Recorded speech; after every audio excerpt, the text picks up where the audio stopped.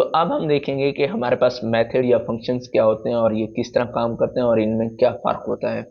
तो आपके पास इस टाइम मोबाइल फ़ोन या लैपटॉप होगा, आप क्या करते हैं उसका पावर बटन प्रेस करते हैं तो वो ऑन या ऑफ हो जाता है। तो इसमें बेसिकली क्या हुआ है कि आपने जो है पावर बटन प्रेस किया, आपने कोई इनपुट दी, वो जो उसके अगेंस्ट फंक्शन लिखा हुआ था पावर बटन के लिए वो एग्जीक्यूट हुआ और उसके नतीजे में आपको स्क्रीन ऑन या ऑफ मिली। तो इस तरह हम क्या करते हैं कि हम जो अपना बड़ा एक कोड होता है या जो मॉड्यूल होता है उसको हम छोटे छोटे हिस्सों में डिवाइड कर देते हैं और उसके अगेंस्ट जो है हम फंक्शंस लिखते हैं। सपोज आपने जो है कोई कैलकुलेटर बनाना है तो आप क्या करेंगे, एडिशन के लिए एक फंक्शन लिखेंगे, सब्ट्रैक्शन के लिए एक फंक्शन लिखेंगे और फिर उन फंक्शंस को जो है एक क्लास में डाल देंगे जिसका नाम होगा हमारे पास कैलकुलेटर। अब आप दो तरह से जो है ना फंक्शंस को लिख सकते हैं। एक हमारे पास ये है कि हम जो है ना क्लास में फंक्शन लिखें। सपोज आपने कैलकुलेटर बनाना है तो आपने कैलकुलेटर की क्लास बनाई और उसके अंदर एडिशन सब्ट्रैक्शन और ये जो है सारी फंक्शनैलिटीज लिख दी और उनके अगेंस्ट फंक्शन बना लिए। दूसरा तरीका क्या हो सकता है कि आपने जो है इंडिपेंडेंट क्लास के बाहर जो है फंक्शन लिख दिया। तो जो क्लास के बाहर फंक्शन लिख रहे होते हैं तो उसको हम कहते हैं ये फंक्शंस हैं, और जो आप क्लास के अंदर फंक्शंस लिख रहे होते हैं तो उसको जो है हम मेथड्स कहते हैं। मेथड्स बेसिकली फंक्शंस ही होते हैं, बस फर्क ये होता है कि वो क्लास के अंदर आ जाते हैं। तो अब हमने किस तरह इन मेथड्स को यूज करना है तो आइए देखते हैं। तो सपोज हमने जो है ना किसी भी सर्कल का एरिया फाइंड करना है तो हम क्या करेंगे, एक फंक्शन बनाएंगे। फंक्शन हम लिखते हैं क्या, कैलकुलेट एरिया। Calculate area. तो एरिया सर्कल का हम किस तरह कैलकुलेट करते हैं, कैलकुलेट सर्कल एरिया। अब हम सबसे पहले समझ लेते हैं कि हमने जो है ना सिंटैक्स किस तरह लेना है। सबसे पहले हमने क्या करना होता है, रिटर्न टाइप जो है ना इसकी डिफाइन करनी होती है, रिटर्न टाइप फंक्शन की। और उसके बाद जो है हमने फंक्शन का नेम लिखना होता है, फंक्शन नेम। उसके बाद जो है हमने ये ब्रैकेट लिखनी होती है और इसके बाद ये ब्रैकेट, और इसके अंदर जो है ना हम लिखेंगे कोड और इंस्ट्रक्शंस या प्रोग्राम जिसे हम कहेंगे। और इसके बाद हमारे पास क्या होगा, हमारे पास कोई रिटर्न टाइप होगी, रिटर्न हमारे पास रिटर्न टाइप होगी वो हम रिटर्न करेंगे और इसके बाद इस ब्रैकेट को बंद कर देंगे। और इधर जो है ना हम लेते हैं पैरामीटर्स। तो ये आपको कॉम्प्लेक्स लग रहा होगा लेकिन जैसे ही हम समझेंगे ये ईजी है, इसमें कोई मुश्किल वाली बात नहीं है। तो रिटर्न टाइप क्या होती है, ये हमारे पास कोई इंटीजर हो सकता है, कोई हमारे पास डबल वैल्यू हो सकती है, कोई हमारे पास क्या होगा लिस्ट हो सकती है, कुछ भी हो सकता है, कोई मॉडल हो सकता है। तो हम इसमें जो है सर्कल का जब एरिया कैलकुलेट कर रहे होंगे तो हमारे पास डबल वैल्यू जो है ना रिटर्न होगी। तो इधर हमारे पास the body might complete normally causing null to be return, लेकिन वो कहता है कि डबल जो है ना होना चाहिए, लेकिन ये जो है ना रिटर्न कर रही है।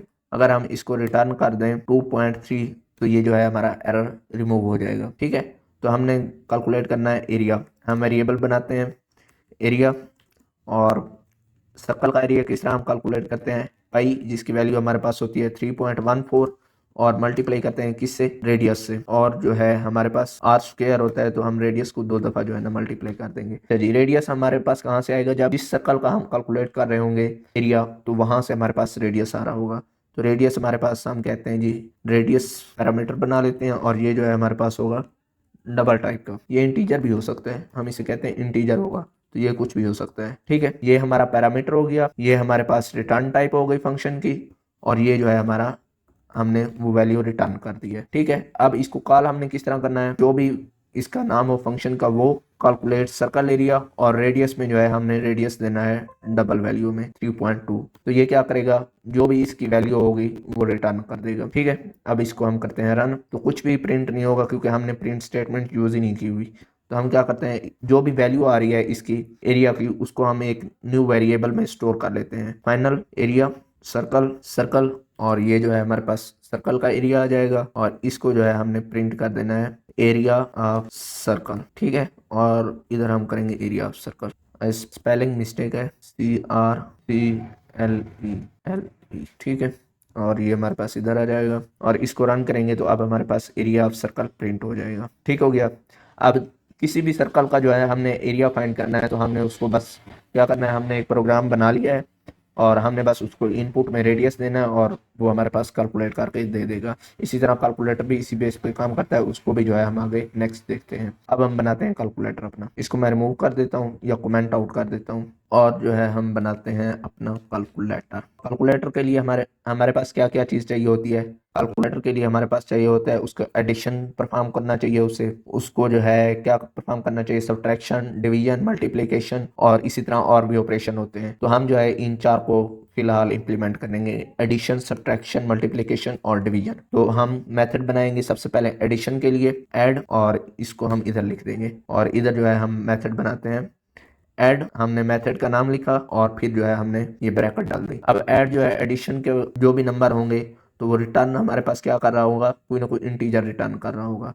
और इधर हम फिर रिटर्न टाइप लिखेंगे जो भी एडिशन के बाद हमारे पास वैल्यू आएगी। तो हमारे पास हमने एक चीज़ का ख्याल रखना है कि मेथड लिखते वक्त हमने पहला जो अल्फ़ाबेट होगा उसको संभाल लिखना है, ठीक है। तो ये हमारे पास इस चीज़ का आपने ख्याल रखना है। हमने एडिशन करना है कितने नंबर्स को, हम दो नंबर्स को सपोज कर लेते हैं, इंटीजर n1 और इंटीजर n2, दो नंबर को ऐड कर रहे हैं। हमने किस तरह करना है, वेरिएबल लिखेंगे इधर ऐड और इधर करेंगे हम n1 प्लस n2, ठीक है। और रिटर्न में जो है हम कर देंगे इसको ऐड, ठीक है। अब ऐड को हम करते हैं कॉल, ऐड को कॉल करते हैं तो हमारे पास क्या होगा, एरर आ रहा है क्या, इसको n1 और n2 चाहिए। हम लिख लेते हैं वेरिएबल इंटीजर n1 और ये सपोज हमारे पास है 30 और दूसरा जो है हमारे पास इंटीजर n2 ये हमारे पास है 10। और अब जो है हम इसको वैल्यू दे देते हैं क्या, n1 और n2, ठीक है। तो ये हमारे पास क्या होगा, एडिशन परफॉर्म कर देगा, ठीक है। अब हमने इसको जो है ना प्रिंट कराना है।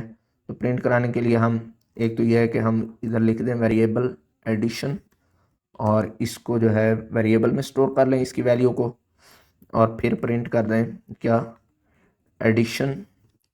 और साथ में जो है हम इधर लिखेंगे अपना जहाँ पे हमने जिस वेरिएबल में फंक्शन की वैल्यू स्टोर की है, ठीक है। ये हमारे पास एडिशन आ गई।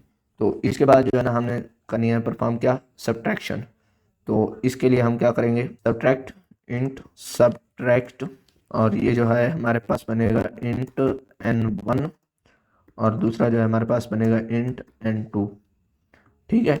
और आप क्या कर सकते हैं, रिटर्न n1 माइनस n2, और इस तरह आप डायरेक्ट भी इसका जो है ना रिटर्न कर सकते हैं। तो इधर हम लिखेंगे क्या, सब्ट्रैक्ट सब्ट्रैक्शन, और इधर जो है हम अपना मेथड कॉल करेंगे सब्ट्रैक्ट, वही दो नंबर हम ले रहे हैं और सब्ट्रैक्शन परफॉर्म कर रहे हैं। और इधर हम लिखेंगे सब्ट्रैक्शन और ये जो वेरिएबल है इसको हम इधर यूज़ कर लेंगे, ठीक है। दोबारा प्रोग्राम रन करते हैं तो हमारे पास इसकी सब्ट्रैक्शन भी होके आ जाएगी, 30 माइनस 10 जो है हमारे पास 20 हो गया, ठीक है। इसके बाद जो है हम करते हैं मल्टीप्लाई इंट मल्टीप्लाई, और इसमें हमारे पास बनेगा इंट n1 इनपुट और इंट n2 इनपुट, और ये जो है हम यूज़ करने जा रहे हैं इस वक्त एरो फंक्शन, और ये हमारे पास बनेगा n1 क्रॉस n2।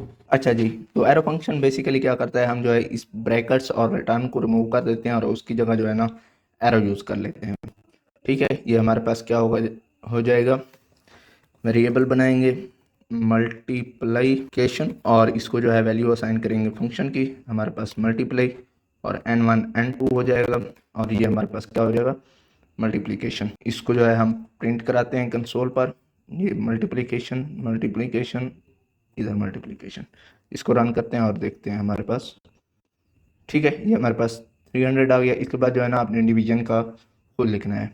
अच्छा जी, इसके बाद होता है हमारे पास कुछ टाइप्स पैरामीटर की और फंक्शन की टाइप। सबसे पहले हम देखते हैं कि फंक्शन की टाइप जो है ना हमारे पास एक हो गया वाइड फंक्शन, जो कि हमारे पास कुछ भी रिटर्न नहीं कर रहा होता। जिस तरह हमारे पास हो गया से हेलो या ग्रीटिंग, हम कर देते हैं फंक्शन का नेम ग्रीटिंग, और ये जो है हमारे पास कुछ भी रिटर्न नहीं करेगा। Print hello everyone, hello everyone, और इसको हम कॉल करेंगे ग्रीटिंग लेके, ये जो है हम कॉल करते हैं इसको यहाँ पे ग्रीट, ठीक है, हेलो एवरीवन।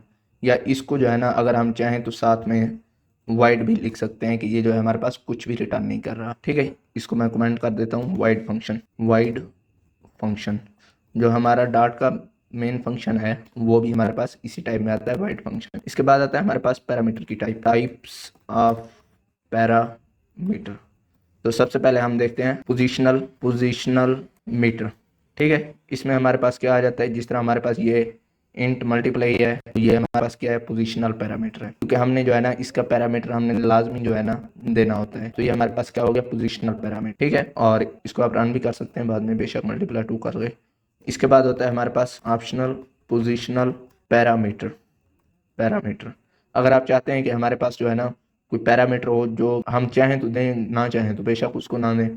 सपोज हमारे पास है ग्रीटिंग का ग्रीटिंग 1, और ये जो है हमारे पास वाइड फंक्शन होगा, इसको हम क्या करते हैं, वाइड फंक्शन होगा, रिटर्न टाइप इसकी, और इसमें जो है हम प्रिंट करेंगे hello everyone, hello everyone, you are doing a great job, you are doing a great job by learning dot master class dot master class my name is, और इधर जो है हम नेम जो है वो मेथड से लेंगे, और मेथड में जो है हम कहते हैं नेम, और ये जो है हमारा होगा स्ट्रिंग टाइप का नेम, और इधर हम लिखेंगे क्या, और इसके बाद जो है मई, अच्छा जी हमने इसके अंदर लिखना है मई एज इज़, और इधर जो है हम लेके आएंगे एज,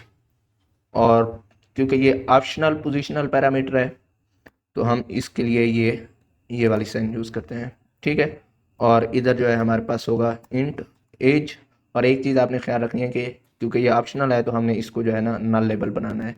ठीक है, एज जो है हम इसको फिर बनाएंगे, अगर एज हमारे पास प्रोवाइडेड ना हो तो उस टाइम जो है आपने कह देना है कि ये 10 साल का है।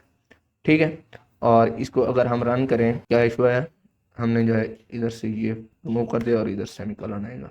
ठीक है, अगर हम जो है इसको कॉल करें ग्रीटिंग वन को यहाँ पे ग्रीटिंग वन, और ये हमारे पास एरर दे रहा है कि नेम जो है हमें रिक्वायर्ड है, और नेम में जो है हम क्या लिखेंगे, इफ्तिखार अहमद, AHMED अहमद, और जो है एज जो है हमारे पास ऑप्शनल है। ठीक है, इसको रन करते हैं तो हमारे पास क्या है, hello everyone, you are doing great job by learning dot master class, my name is Iftikhar Ahmed, my age is 10।